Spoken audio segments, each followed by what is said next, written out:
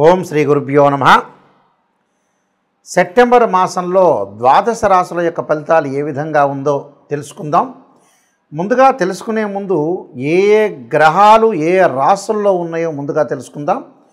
ముఖ్యంగా శని వక్రగతిలో ఉండి మీనరాశిలో సంచారం చేయటం, రాహు కుంభరాశిలోను, కేతు కర్కాటక రాశిలో సంచారం చేయటం, గురువు మిథున రాశిలో సంచారం చేయటం జరుగుతుంది.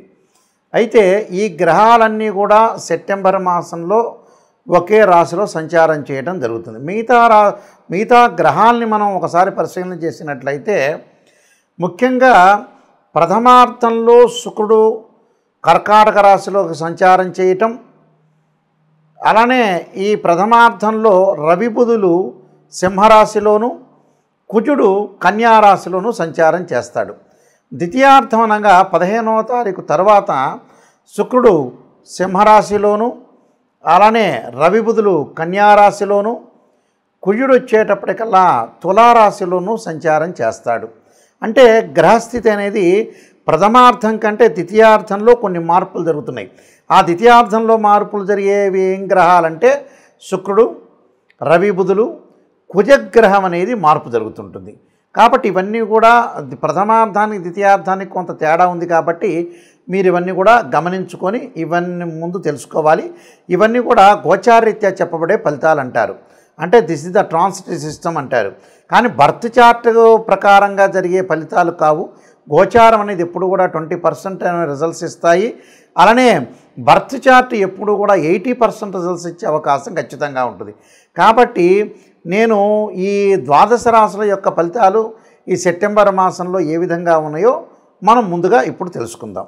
మిథున రాశి వాళ్ళకి ఏ విధంగా ఉండబోతుందో ఒక్కసారి సెప్టెంబర్ మాసంలో మనం చూసినట్లయితే, మిథున రాశికి రాశ్యాధిపతి అయిన బుధుడు తృతీయ చతుర్థాల్లో ఉండటం, అలానే శుక్రుడు యొక్క సంచారాన్ని కూడా మనం చూసుకునేటట్టయితే శుక్రుడు కొంత అనుకూలంగా ఉన్నాడని చెప్పవచ్చు. లగ్జరీగా వాహనాలు కొనుగోలు చేసే అవకాశాలు ఉంటాయి. శుభ కార్యక్రమాల నిర్వహణ, ఏదైనా ఒక ఆర్గనైజేషన్లో పార్టిసిపేట్ చేయటం ఒకటి, అలానే బంధువులతోటి స్నేహితులతోటి కూడా అది వరకు ఉన్న గొడవలన్నీ కూడా తగ్గిపోయి వాళ్ళకు అనుకూలంగా ఉండే అవకాశాలు బాగా ఎక్కువగా ఉంటాయి. ఎందుకంటే శుక్రుడు యొక్క బలం అంటే ఇక్కడ పంచమాధిపతి అయ్యాడు. అలానే వ్యయాధిపతి అయిన శుక్రుడు వీళ్ళకి ద్వితీయ తృతీయ స్థానంలో ఉన్నప్పుడు కొద్దిగా మేలు జరిగే అవకాశాలనే ఉంటాయి. అంటే 50% మాత్రం మేలు జరుగుతుంటుంది. ద్వితీయార్థంలో ఉన్నప్పుడు కొద్దిగా మేలు తక్కువ ఉంటుంది. సెప్టెంబర్ 1వ తారీఖు నుంచి 15వ తారీఖు వరకు అతిగా ఎక్కువగా మేలు జరిగే అవకాశాలు ఉంటాయి. అంటే ఏమి ఇబ్బందికరమైన వాతావరణం అనేది ఉండదు. అలానే ఈ రాశి వాళ్ళకి గురువు ఏదైతే జన్మంలో ఉన్నాడో ఈ జన్మంలో గురువు ఉండటం వల్ల కొద్దిగా శ్రద్ధ పెట్టాలి. అంటే డబ్బుల ఆర్థిక సంబంధించిన విషయాల్లో కొంత పొదుపు పాటించాలి. అనవసరమైన విషయాలు కలగజేసుకోకుండా, అనవసరంగా వెళ్లకుండా ఎంతవరకు మనం చేయాలో అంతవరకు పనిచేసి ఎవరిని నమ్మకుండా ఉండటం కొద్దిగా చాలా ఇంపార్టెంట్. దేని విషయంలో నమ్మకూడదు గురువుగారని అంటే డబ్బులు ట్రాన్సాక్షన్ చేయటంలో కొద్దిగా జాగ్రత్త వహించడం చాలా మంచిది. ఎక్కడ కూడా డబ్బుల విషయంలో కొద్దిగా ఆందోళన చెందకుండా కొంత జాగ్రత్త వహించి ముందుకు వెళ్ళటం అనేది చాలా ఇంపార్టెంట్ ఇక్కడ.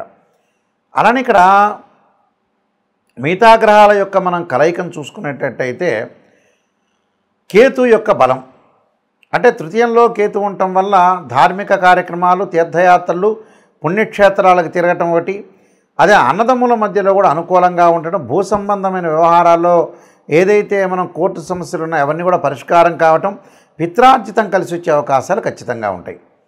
అలానే ఇక్కడ లాభాధిపతి అయిన కుజుడు,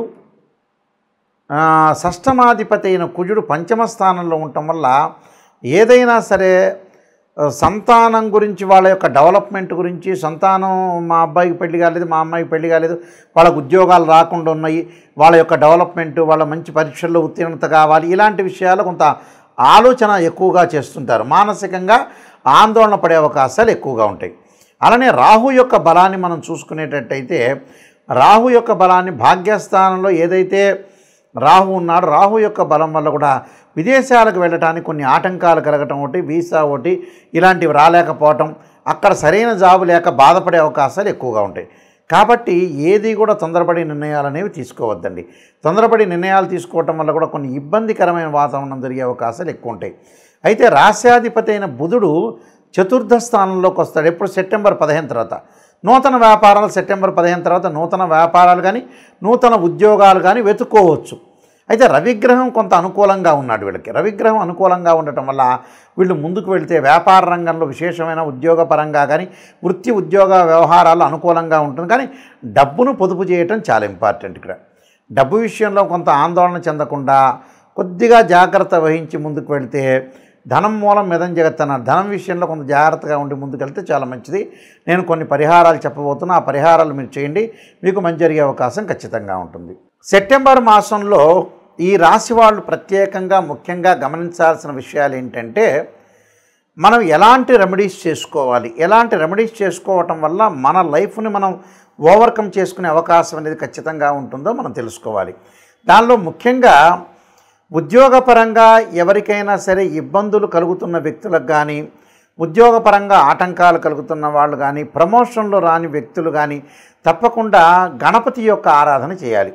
గణపతిని గరికతో ఆరాధన చేయటం, గకార అష్టోత్తరంతో ఆరాధన చేయటం, వీలైతే గణపతి గాయత్రి మంత్రాలు ఉంటాయి. ఆ గాయత్రి మంత్రాన్ని బుధవారం రోజున కానీ హస్తా నక్షత్రం రోజు కానీ చదువుకోవటం వల్ల ఉద్యోగం అనేది అనుకూలంగా ఉండే అవకాశాలు ఉంటాయి. అంటే ప్రైవేట్ ఆర్ గవర్నమెంట్ సెక్టార్లో ఎవరైతే పనిచేస్తారో ఉద్యోగం రావాలనుకుంటున్న వాళ్ళు, ఉద్యోగపరంగా ఇబ్బందులు కలగకూడదు అనే వ్యక్తులందరూ కూడా విఘ్నం లేకుండా ఉండాలంటే విఘ్నేశ్వరుడు యొక్క ఆరాధన చేయాలి. అలానే వివాహం కావట్లేదు, నాకు ఆలస్యం జరుగుతుంది, వివాహపరంగా ఇబ్బందులు కలుగుతున్నాయి అనే వ్యక్తులు ఖచ్చితంగా అమ్మవారి యొక్క ఆరాధన చేయాలి.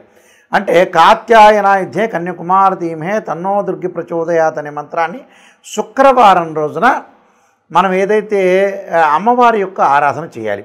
వీలైతే మీరు జాతకాన్ని చూపించుకొని కూడా అబ్బాయిలు కన్యాపాస్పదాస్ రుద్రాభిషేకాన్ని, అమ్మాయిలు వచ్చేటప్పటికల్లా వరపాస్పదాస్ రుద్రాభిషేకం, అఘోర గౌరీపాస్పదాస్ రుద్రాభిషేకం చేయటం వల్ల చాలా మంచి జరిగే అవకాశాలు ఖచ్చితంగా ఉంటాయి. అలానే ఆరోగ్యపరంగా నాకు ఇబ్బందులు కలుగుతున్నాయి గురువుగారు అన్న వ్యక్తులు తప్పకుండా వీళ్ళు చేయాల్సింది ఏంటంటే నువ్వుల నూనెతో శివుడికి అభిషేకం చేయాలి. ఇది ప్రాచీనంగా చెప్పబడింది. ఇది చాలామంది కూడా ఆలోచన చేస్తారు నువ్వుల నూనెతో శివుడికి అభిషేకం చేయటం ఏందని. పురాతన కాలంలో మన శాస్త్రంలోని చెప్పబడింది. అది కేవలం శనికి సంబంధించిన శనీశ్వరుడికి సంబంధించిందే కాదు.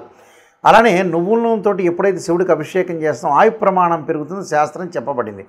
అలానే మిగతా కొన్ని కోర్టు సమస్యలు ఉంటాయి. కొంతమందికి కోర్టు అన్నదమ్ముల మధ్యలో డిస్ప్యూట్స్ ఉండే వ్యక్తులు ఖచ్చితంగా సుబ్రహ్మణ్య స్వామి యొక్క ఆరాధన చేయాలి. 2 జంట సర్పాలను దానం చేయటం ఒకటి, దాని తర్వాత తత్పురుషాయ విద్యే మహాసేనాయ ధీమే తన్నో షణ్ముఖ ప్రచోదయాత్ అనే మంత్రాన్ని చదవటం వల్ల కూడా చాలా మంచి జరిగే అవకాశాలు ఖచ్చితంగా ఉంటాయి.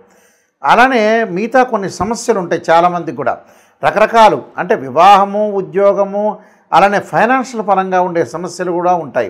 ఈ ఫైనాన్షియల్ పరంగా ఉండే సమస్యలు కూడా వాళ్ళకు కూడా గురువు యొక్క ఆరాధన చేయమంటారు. అంటే దత్తాత్రేయ స్వామి యొక్క పారాయణం కానీ, దత్త కవచం కానీ, లేకపోతే ఓం యక్షాయ కుబేరాయ వైశ్రవణాయ ధనధాన్యాధిపతే ధనం ధాన్యం సమృద్ధిమే దేహిమే స్వాహ దేహిమే దాపై స్వాహ అనే మంత్రాన్ని చదువుకోవాలంటారు. అంటే కుబేరుడు యొక్క మంత్రం అంటారు. ఓం యక్షాయ కుబేరాయ వైశ్రవణాయ ధనధాన్యాధిపతే ధనం ధాన్యం సమృద్ధిమే దేహిమే దాపై స్వాహ అనే మంత్రాన్ని గురువారం రోజున ప్రతిరోజు కూడా 11 సార్లు, అంటే ప్రాతకాలం చదవచ్చు, లేకపోతే వీలైతే ఆఫీసులకు వెళ్ళి సాయంకాలం కూడా చదవచ్చు. అంటే ఇవన్నీ కూడా మనం ఆటంకాలు, కష్టాలు, ఆరోగ్యపరంగా ఇబ్బందులు ఉన్న వ్యక్తులు కూడా శరీరే జర్జరీభూతే వ్యాధిగ్రస్తే కళేబ్రే ఔషధం జాహ్నవీతోయం వైద్యో నారాయణ హరి అనే మంత్రాన్ని కూడా చదువుకోవచ్చు. అండ్ రియల్ ఎస్టేట్ వ్యాపారులు కానీ, అలానే అగ్రికల్చర్ సంబంధించిన వాళ్ళు కానీ ఇలాంటి వాళ్ళు కూడా అంగారకుడి యొక్క ఆరాధన చేయటం, అలానే కందులు దానం చేయటం వల్ల చాలా మంచి జరిగే అవకాశాలు ఇలాంటివన్నీ ఉన్నాయి. అయితే ఇవన్నీ కూడా మనం పాటించడం వల్ల కూడా మంచి జరిగే అవకాశాలు బాగా ఎక్కువగా ఉంటాయి. అలానే మనశ్శాంతి లేదు అనే వ్యక్తులు కూడా చాలామంది ఉన్నారు. ఆ మనశ్శాంతి లేని వ్యక్తులు ఖచ్చితంగా చంద్రుడి యొక్క ఆరాధన చేయాలి. వాళ్ళు ఎలాంటి ఆరాధన చేయాలంటే క్షీరపుత్రాయుధే అమృతతత్వాయ ధీమే తన్నో చంద్ర ప్రచోదయాత్ అనే మంత్రం ఉంటుంది. అంటే మానసికంగా మనం విల్ పవర్ పెంచుకోవడానికి, స్ట్రాంగ్ కావడానికి కూడా చంద్రుడి యొక్క ఆరాధన చేయటం చాలా విశేషం. అంటే ఇవన్నీ కూడా మనం ఏదైతే ఉద్యోగం కానీ, వృత్తిపరంగా కానీ, ఉద్యోగపరంగా కానీ, ఆరోగ్యపరంగా కానీ రకరకాల ఇబ్బందులు, రకరకాల కష్టాలు ఉన్న వ్యక్తులు ఇలాంటివన్నీ కూడా మనం ఏదైతే మంత్రం అనేది చదువుకుంటాం, మంత్రబలం వల్లనే మనం ముందుకు వెళ్ళే అవకాశం ఉంటుంది. కానీ ఇవన్నీ కూడా గోచారరీత్యా చెప్పబడే ఫలితాలు గుర్తుపెట్టుకోవాలి, గమనించాలి. అయ్యో గురువుగారు నాకు ఈ నెలలో జరగట్లేదని చెప్పేవాళ్ళు కూడా చాలామంది ఉంటారు. అది కాదు, ఎప్పుడు కూడా గోచారం అనేది 20% మాత్రం సపోర్ట్. అంటే సహజంగా ఏం చెప్తారు, ఎంత కృషి చేసినా ఆవగింజంత అదృష్టం ఉండాలంటారు. మనం కృషి చేసినా అదృష్టం కూడా కావాలి. ఆ అదృష్టానికి ఏమిటంటే గోచారం తోడ్పడుతుంది. కానీ బర్త్ చార్ట్ కూడా చాలా ఇంపార్టెంట్. ఈ బర్త్ చార్ట్ని చూసి కూడా ఆ ద్వాదశ భావాల్లో ఏ గ్రహాలు ఉన్నాయి, వారి యొక్క లగ్నం ఏంటి, ఈ ద్వాదశ భావాధిపతులు ఏంది, రాస్యాధిపతులు ఏంది, ఆయా రాశుల్లో ఏ గ్రహాలు ఉన్నాయి, ఏ దృష్టి ఉంది అని 16 లగ్న కుండల్ని మనం అనాలిసిస్ చేయాలి. కేవలం రాశిచక్రమే కాదు, మ్యాథమెటికల్ క్యాల్కులేషన్లో రాశిచక్రము, భావచక్రము, నవాంశము, ద్రేకాణము, హోర, దశమాంశము, షోడశాంశ చక్రాలు 16 డీ చార్ట్స్ అనేవి ఉంటాయి. ఆ డీ చార్ట్స్ ప్రస్తుతం దశ ఏంది, అంతర్దశ ఏంది, ఏ లగ్నానికి ఏ దశలు యోగిస్తాయి, అసలు ఏ గ్రహాలు ఏ నక్షత్రాల్లో ఉన్నాయి అనేది కూడా మనం అనాలిసిస్ చేయాలి. అంటే లైఫ్ని ఎప్పుడూ కూడా నిజంగా అనాలిసిస్ చేసి గురువుగారు నెగిటివ్ చెప్పినా పాజిటివ్ చెప్పినా నెగిటివ్ను కూడా తీసుకోవాలి. రాశి ఫలం వినేటప్పుడు ఖచ్చితంగా నేను ఒక విషయం చెప్తాను, గురువుగారు నాకు ఎంత పాజిటివ్ చెప్తున్నారని ఆలోచన చేయొద్దని. నిజంగా నేను ఒక్కడనే కాదు, నాయకంటి గారే కాదు, ఎవ్వరు చెప్పినా కూడా నెగిటివ్ని తీసుకోండి. నాకు ఈ నెలలో ఇలా జరగబోతుంది, అయితే నేను జాగ్రత్త వహించాలి అనే పాయింట్ని మేము హింట్ చేస్తున్నాం ఇక్కడ. అందువల్ల ఖచ్చితంగా మీరు గుర్తుపెట్టుకోండి, ఖచ్చితంగా గుర్తుపెట్టుకొని ఈ రోడ్డు బాగాలేదు, వేరే రోడ్డుకి వెళ్ళాలి అనే ఆలోచనలు చేసి ముందుకు వెళ్ళండి. నెగిటివ్ని మనం పాజిటివ్ చేసుకోవటం ఎలా అనేది ఆలోచన చేయండి. వీళ్ళందరికీ కూడా, మీ అందరికీ కూడా ఆ పరమేశ్వరుడు యొక్క కరుణాకటాక్షం ఉండాలని ఆశిస్తూ సర్వే జనా సుఖినో భవంతు.